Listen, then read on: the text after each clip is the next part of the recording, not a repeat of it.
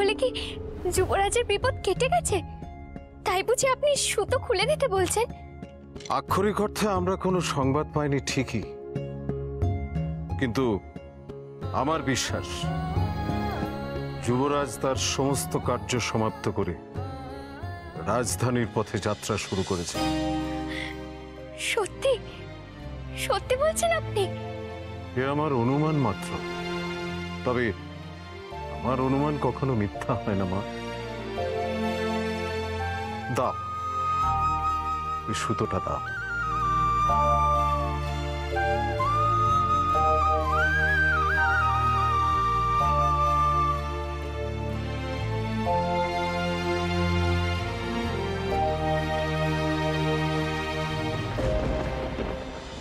সাগরিকার সুতো ধরে থাকা অবস্থায় এমন ছ্যাঁকা খাচ্ছে কেন?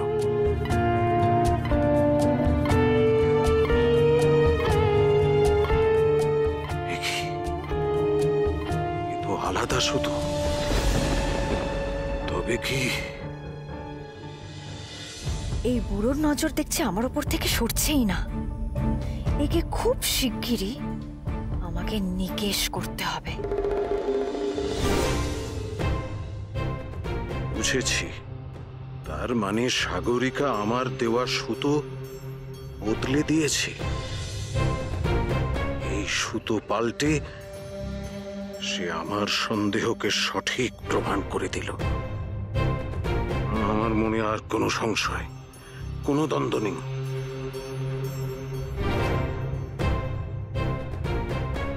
কি হয়েছে গুরুদেব?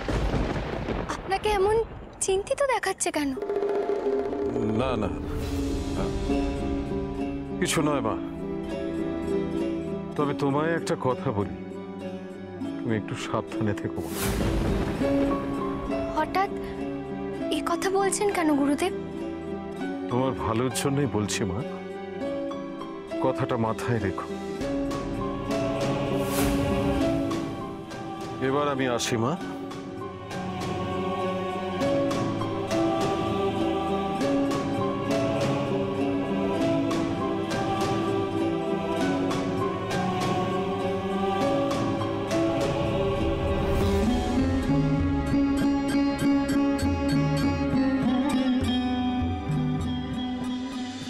থাকাচ্ছি সাবধানে।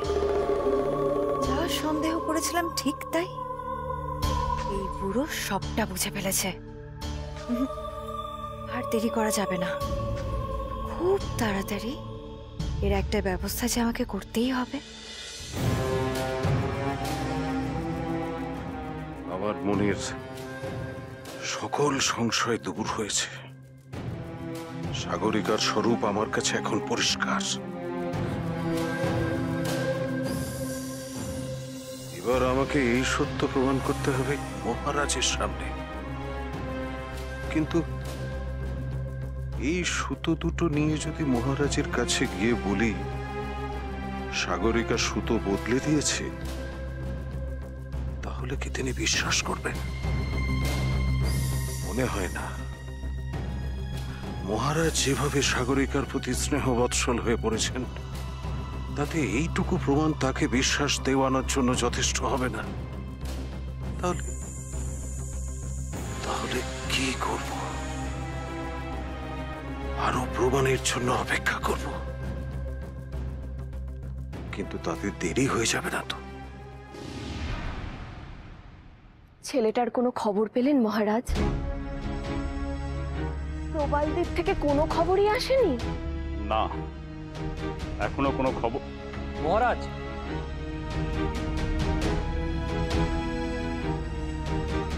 প্রণাম মহারাজ। দুজন মাঝি যুবরাজ সামন্তকের খবর এনেছেন। ওদের পাঠিয়ে দাও। যথা আজ্ঞা মহারাজ।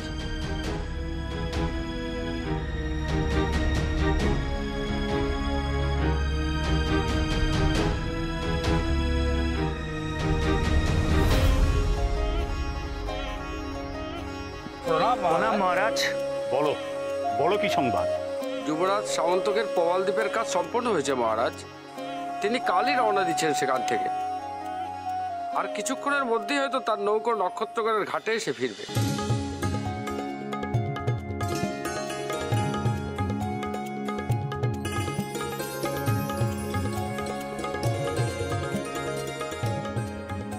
প্রণাম মহারাজ। প্রণাম মহারাজ।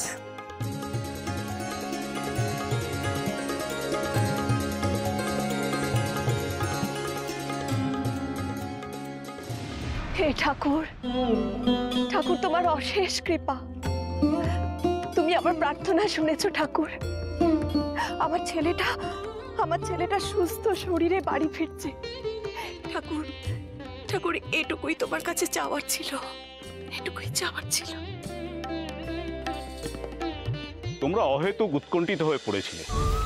আমি তো বলেইছিলাম চিন্তার কোনো কারণ নেই, কারণ সমুদ্রে এরকম ঝড় উঠেই থাকে। যাক, ছেলে আমার আজ যোগ্য হয়ে গেছে।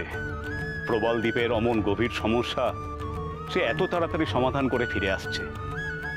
এবার তো আরো বেশি করে ওকে আমার রাজকার্যে পাঠাতে হবে। আর তোমরা দুজনে যদি ওর পিছুটা না হয়ে দাঁড়াও তাহলে চলবে কি করে বলো তো? যাকগে যাক, ছোট ছেলেটা এতদিন পর আসছে, তার আপ্যায়নের ব্যবস্থা কর। হ্যাঁ দিদি, তুমি ঠিক কথাই বলেছো। আমি এক্ষুনি হেসেলে গিয়ে সবাইকে বলে দিচ্ছি যে সামন্তকের জন্য যেন পঞ্চপদে রান্না হয়। আর তাছাড়া শোনো শোনো শোনো, ছেলের আপ্যায়নে তোমরা যা করছো তাই করো, কিন্তু আসল কথাটা ভুলে যেও না। রাজপ্রাসাদে প্রবেশের আগে নক্ষত্রগড়ের প্রথা অনুযায়ী কুমার সামন্তকে আগে পুরনো শিব মন্দিরে যেতে হবে। তাই বলছি, হেসেলে যাবার আগে মা সাগরিকাকে তোমরা প্রস্তুত হতে বলো, কারণ যুবরানী কুমার সামন্তককে মন্দিরের পবিত্র জলে স্নান করাবে। বাবার আশীর্বাদী জলে নিজেকে শুদ্ধ করে বাবার কৃপাধন্য হয়ে কুমার সামন্তক প্রাসাদে পা রাখবে। হ্যাঁ হ্যাঁ মহারাজ, আমি এক্ষুনি যাচ্ছি। আমিও রুদ্রসেনকে নিয়ে মন্দিরে যাব, আর তোমরা দুজনে মা সাগরিকাকে নিয়ে যথাসময়ে মন্দিরে পৌঁছে যাও। দেরি হয় না যেন।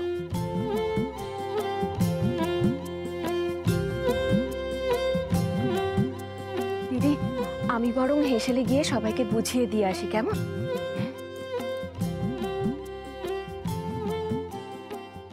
প্রবাস থেকে রাজকার্য সেরে ফিরলে সামন্তকের স্ত্রীর সামন্তকের মাথায় জল ঢালার কথা।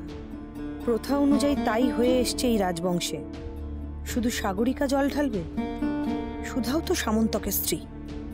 যেখানে মেয়েটা সারাক্ষণ সামন্তকের মঙ্গল কামনায় প্রাণপাত করছে, সেখানে এইটুকু অধিকার কি ওর প্রাপ্য নয়? প্রধান রক্ষী, যে সকল গ্রামবাসীরা আমাদের সাথে বাঁধ মেরামতির কাজে গিয়েছিল তারা প্রত্যেকেই অক্লান্ত পরিশ্রম করেছে।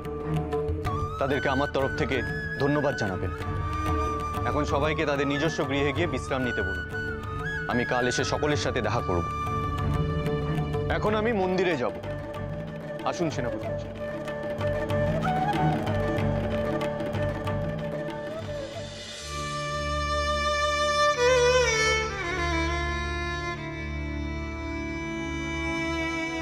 একটা একটা করে দিন চলে যাচ্ছে, অথচ যুবরাজের কোনো খবর পাচ্ছি না।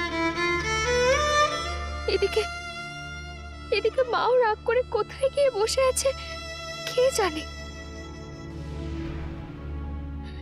মা থাকলে তো ওনার খবর নিয়ে আসতে পারতো, তা না, শুধু রাগ। কোত্থেকে যে যুবরাজের একটু খবর পাই। সবকিছু ভালোই ভালোই কাটলো, এই ঢের।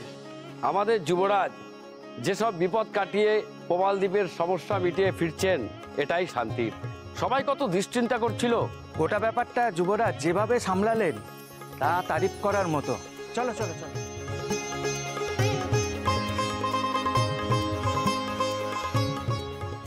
কি শুনলাম আমি? তার মানে যুবরাজ ফিরছেন, যুবরাজ সুস্থ আছেন, কোনো বিপদ হয়নি তার। তোমায় অনেক অনেক ধন্যবাদ ঠাকুর, তুমি আমার কথা শুনেছ। যুবরাজকে সুস্থ দেহে ফিরিয়ে দিচ্ছ আমার কাছে। এর বেশি আমার আর কিচ্ছু চাই না, কিচ্ছু না।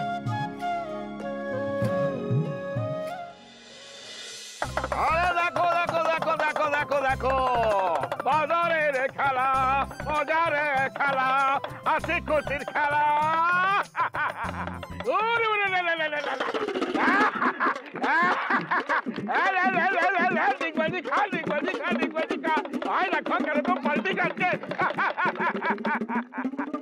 ঠিক আছে ঠিক আছে, অনেক খেলা দেখিয়েছিস, এবার কাজ কর দেখি।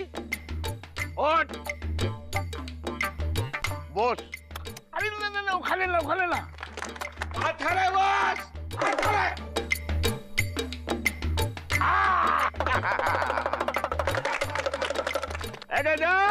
আরে খেলা দেখেছ? আচ্ছা এবার তুই বল তো, তুই রাজা রানীর বাড়ি যাবি? যাবে বলছে। মন্ডা মিঠাই খাবি? আচ্ছা কোনো দুষ্টুমি করবি না তো? দেখো দেখো, সব কথার উত্তর দিচ্ছে। সুধা তো আমার কাছ থেকে এমনই একটা বাদর চেয়েছিল। তোমরা এখানেই অপেক্ষা করো, আমি এক্ষুনি আসছি। ঠিক আছে, এবার একটা অন্য খেলা তোমাদের দেখাবো। এই খেলাটার নাম হচ্ছে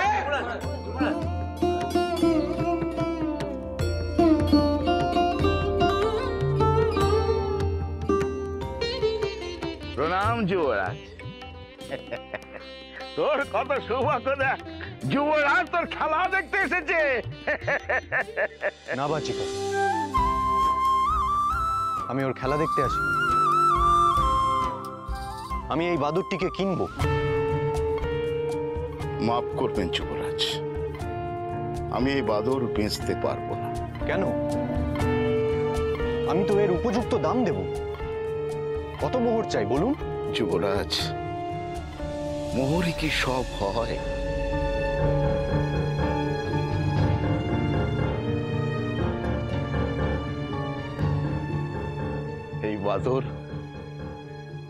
এই বাদর আমার আপনজন। এ কোথায় শুনেছে যে আপনজন খরিদ হয়? আপনার এই আপনজন রাজপ্রাসাদে অতি যত্নে থাকবে বাচিকর। মাফ করবেন যুবরাজ, এ বাদর আমি আপনাকে কিছুতেই দিতে পারবো না।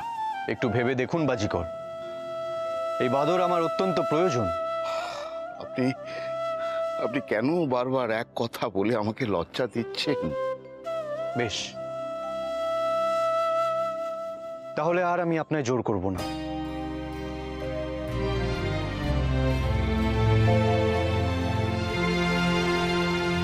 কিন্তু বাদর নানি আমি সুধার সামনে দাঁড়াবো কি করে? এই একটা সামান্য জিনিস চেয়েছিল সুধা আমার কাছে, সেটাও তাকে দিতে পারলাম না।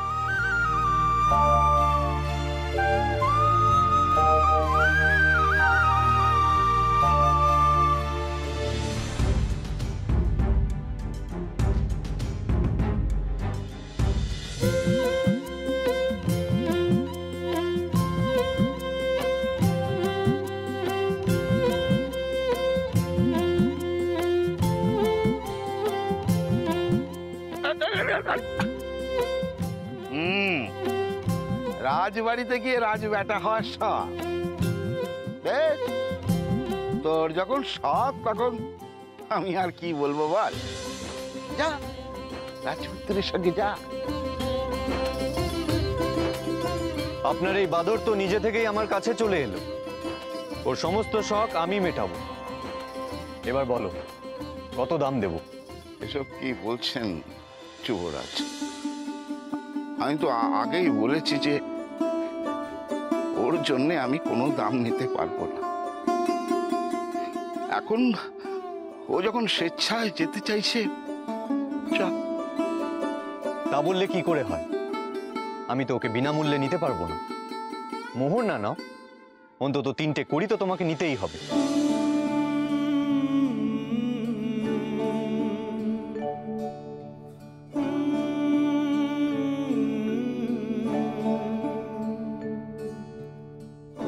এই নাও।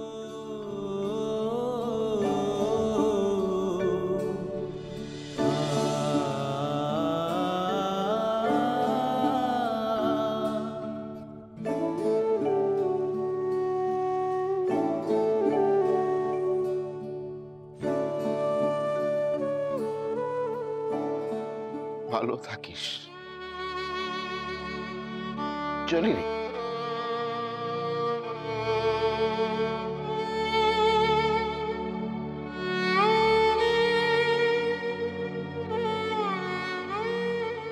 শেষমেশ তোমার কথাই রাখতে পারলাম সুধা। সেনাপতি মশাই, আপনি এই বাদর নিয়ে রাজবাড়িতে ফিরে যান। আমি এখন একটু মন্দিরে যাব। আগে যুবরাজ।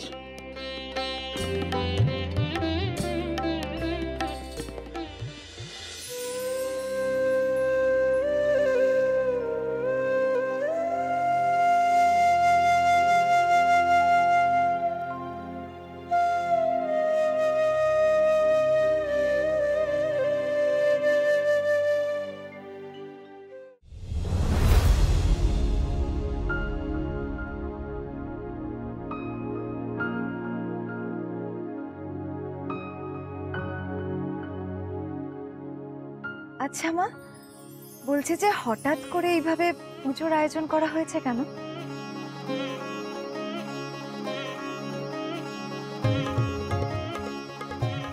যাও।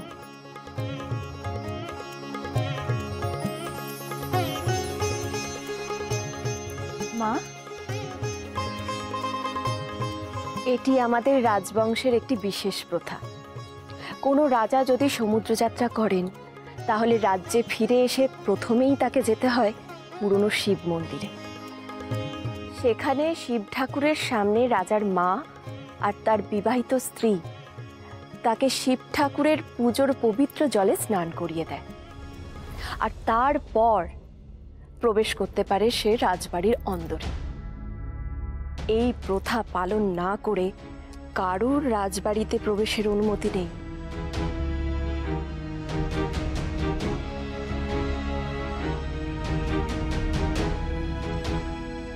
সাগরিকা, এতদিন আমরা এই প্রথা মেনে এসেছি রাজা সৌরসেনের জন্য। সামন্তক এই প্রথমবার সমুদ্র যাত্রা করে ফিরল, তাই আজ এই প্রথা মেনে আচার সম্পন্ন করতে হবে তোমাকে। তারপর কিন্তু সামন্তক রাজবাড়িতে প্রবেশ করতে পারবে। এই রে, দেরি হয়ে যাচ্ছে, আমি এটা রেখে আসি। এখন আবার এসব প্রথা ঠোথার ঝামেলা পোয়াতে হবে আমায়। এমনিতেই নিয়ম আচারের মাঝে আমি পুরো জর্জরিত, তারপর আবার এসব। একটু যদি শান্তিতে থাকতে দেয় এরা, সবটাতেই এদের বাড়াবাড়ি।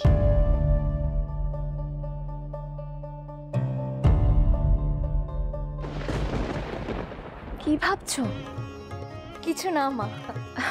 চলো, দেরি হয়ে যাচ্ছে। এসো এসো।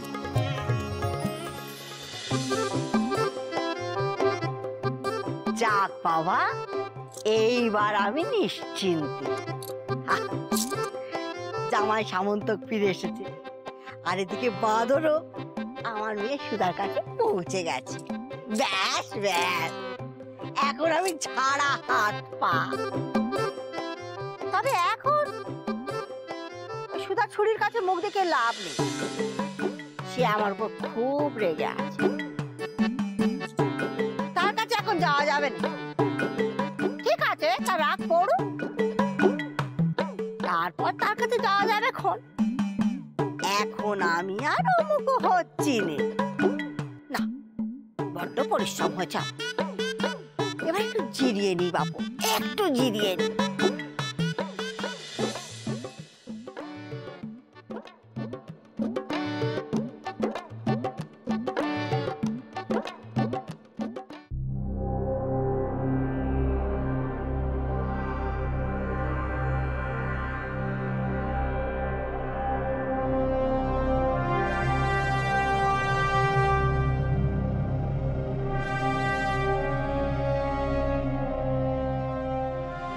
মহারাজ, পুজোর আয়োজন তো এখানে প্রায় সমাপ্ত। হ্যাঁ, আয়োজনের আর কিছু বাকি নেই। রুদ্রসেন, তুমি প্রাসাদে খবর পাঠানোর ব্যবস্থা করো। দেখো মা সাগরিকা আর রানীরা প্রস্তুত হয়েছে কিনা। তাদের তাড়াতাড়ি এখানে আসতে বলো। কুমার সামন্তকের আগমনে কিন্তু আর বেশি দেরি নেই। আমরাও এসে গেছি মহারাজ। বাহ, তোমরা তো সময় মতো চলে এসছো দেখছি। মা সাগরিকা, এসো মা, এখানে এসো।